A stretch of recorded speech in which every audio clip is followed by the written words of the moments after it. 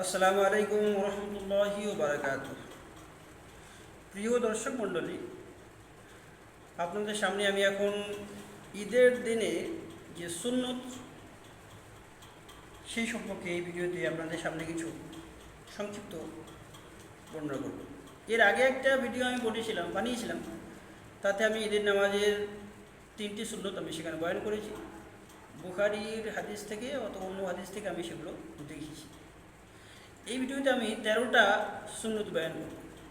ঈদের দিনে 13টা সুন্নত।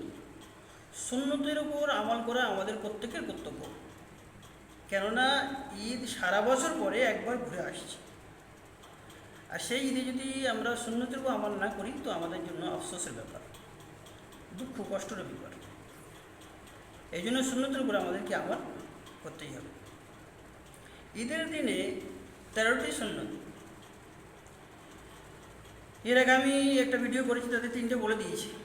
যেমন খেজুর খাওয়া, এটা আমি হাদিস থেকে দেখিয়ে দিয়েছি। নতুন পোশাক পরিধান করা, এটাও আমি হাদিস থেকে দেখিয়ে দিয়েছি। এক রাস্তা থেকে যাওয়া অপর রাস্তা থেকে ফিরে আসা, এটা আমি একটা ভিডিও করে দিয়েছি। এই 3টে সুন্নত গেল।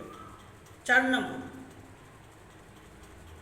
গোসল করা, 5 নম্বর মিসওয়াক করা, 6 নম্বর খুশবু ব্যবহার করা নিজের স্বার্থ অনুযায়ী, 7 নম্বর সকালে ঈদের দিনে তাড়াতাড়ি ওঠা,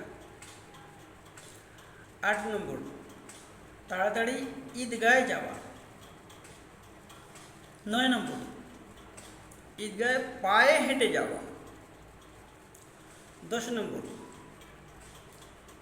ঈদের নামাজে যাওয়ার সময় তাকবীর পড়া, আল্লাহু আকবার আল্লাহু আকবার লা ইলাহা ইল্লাল্লাহু আল্লাহু আকবার ওয়ালিল্লাহিল হামদ। 11 নম্বর ঈদের নামাজে যাওয়ার আগে সাদকাতুল ফিতর আদায় করে দেওয়া।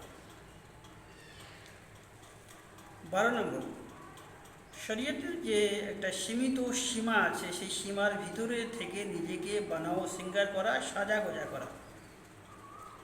13 নম্বর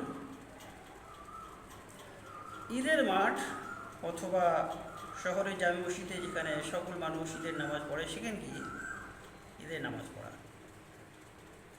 এই 13টি সুন্নত, এর উপর আমাদের প্রত্যেকে আমল করা দরকার। কেন?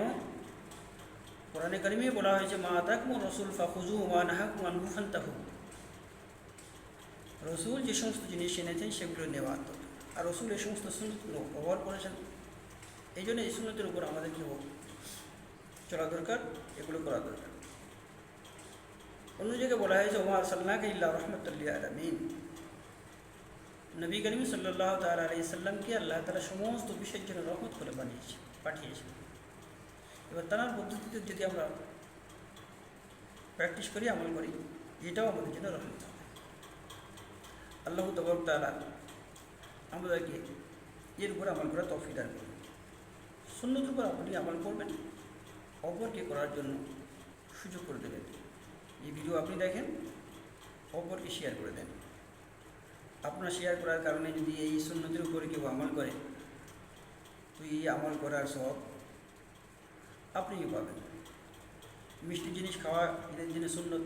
নবী পাক সাল্লাল্লাহু আলাইহি ওয়াসাল্লাম খেজুর খেয়েছেন 3টে, 5টা, 7টা হাদিস এরকম বয়ান আসে, অন্য হাদিস।